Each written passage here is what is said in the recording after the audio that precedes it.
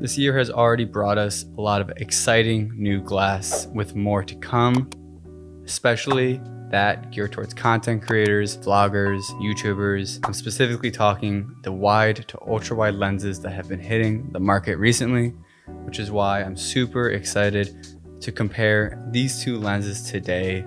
Two ultra wide zoom lenses that have been on the market for a little bit of time now that I think are great options for those who want to vlog, YouTubers, those making travel videos or taking travel photography. These two lenses are great options. In my right hand, I have Sony's 16 to 35 millimeter f4 PZ FE lens.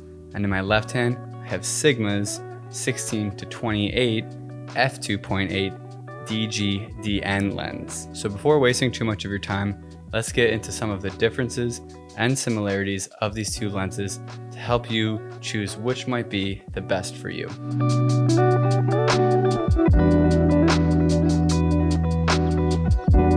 Let me first focus on Sigma's 16 to 28 f2.8 as it comes out of the box as the more minimalist of the two. Equipped with a focus ring in front and a zoom ring towards the rear that shifts from left to right, the lens really keeps its bare bones in regards to user features.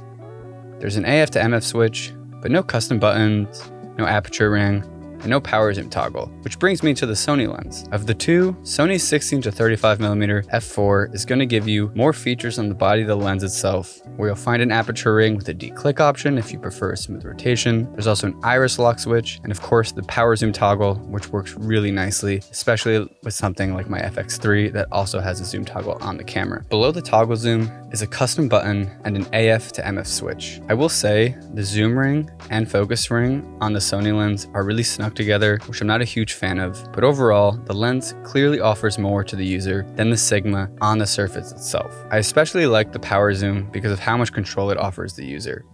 As you can see here, with the zoom handle on my FX3, I can really smoothly zoom in and out at a controlled rate. While the Sigma lens has a super smooth zoom ring that I actually really enjoyed way more than the zoom ring on the Sony's body, I still have to rely on human error if I want a smooth zoom in and zoom out on the Sigma lens. Sony's 16 to 35 millimeter f4 is also the more compact option of the two at only 88 millimeters long and weighing 353 grams, while Sigma's sits at 102.6 millimeters long and 450 grams. I will note that despite the 100 gram difference between the two lenses, Sigma's lens is still very compact, and both lenses were super easy to bring in my bag hiking with me, making them both really great travel options. It's also important to note that you can attribute Sigma's heavier weight to the fact that the lens is made with 16 elements in 11 groups as opposed to Sony's 13 elements in 12 groups. Hence, Sigma can stop down to f2.8.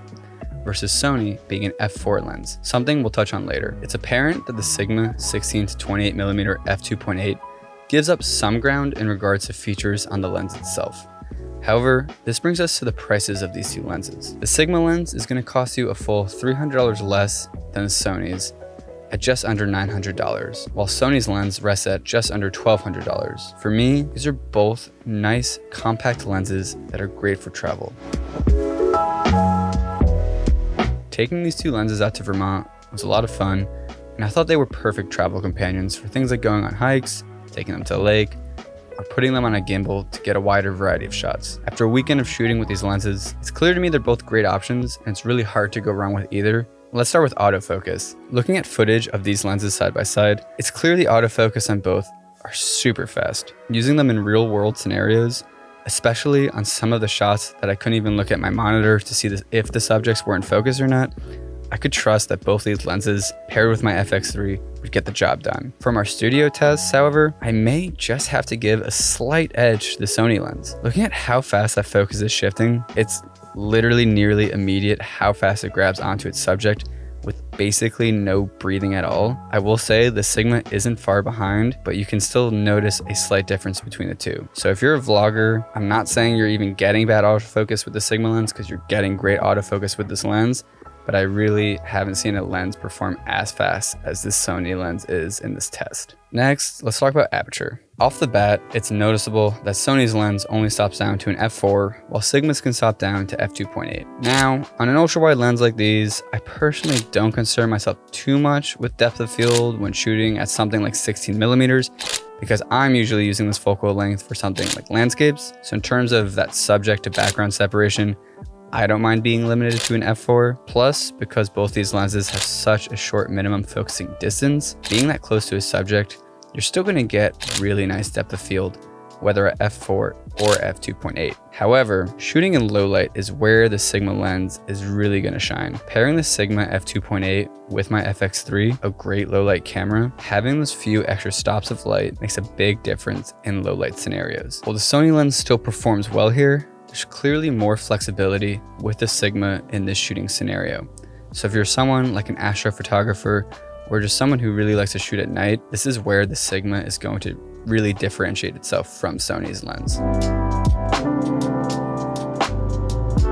So the last thing I want to talk about is focal length, which is another obvious difference between these two lenses. I love that both these lenses have internal zooms, keeping them compact at all their focal lengths. 16 millimeters is a great ultra wide focal length. It's going to really make landscapes feel that much more jaw-dropping. And of course, having the option to zoom in from there is amazing. Obviously, being able to zoom into 35 millimeters on the Sony makes it a bit more versatile. I still do really like 28 millimeters as a focal length, while 35 millimeters is the more traditional length for portraits, making Sony's lens a viable portrait option on top of everything else it does.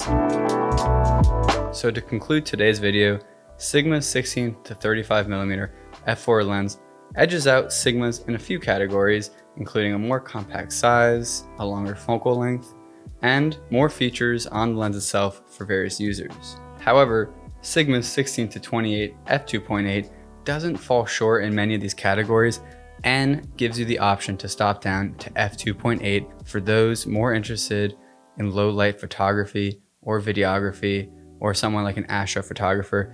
This lens might edge out the Sony lens in that regard, and it's going to cost you $300 less than the Sony lens, which might also play a big factor in your decision making. As for performance, both lenses were great for travel photography and videography, and would be great for vloggers as well.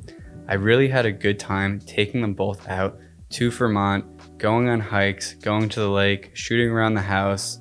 They were super compact, so it was really easy to bring both lenses in my travel bag without either one weighing too much, and they offered a lot of flexibility for what I needed in those scenarios. Both handled sun flaring really well. Their autofocus was super fast and reliable, especially in shots where I couldn't even see the monitor on my camera. And I really love how wide the 16 millimeter focal length is, while you're also able to zoom into something like a 28 millimeter or a 35 millimeter on the Sony lens. So it is a really awesome zoom option to have. Again, as a buyer, it's really going to come down to you. Is something like an aperture ring, more features on the lens, a slightly faster autofocus more important to you, or is something like a more budget-friendly lens with a faster f2.8 aperture for better low light performances more important to you? Because at the end of the day, it is those small and few differences that are going to separate these two lenses, as both do perform great. So I am hoping that this video has helped laid out a bit of what each lens excels at, where the other may lag at, and where they do face a lot of similarities to help make a more informed buying decision for yourself. So that'll wrap up today's video.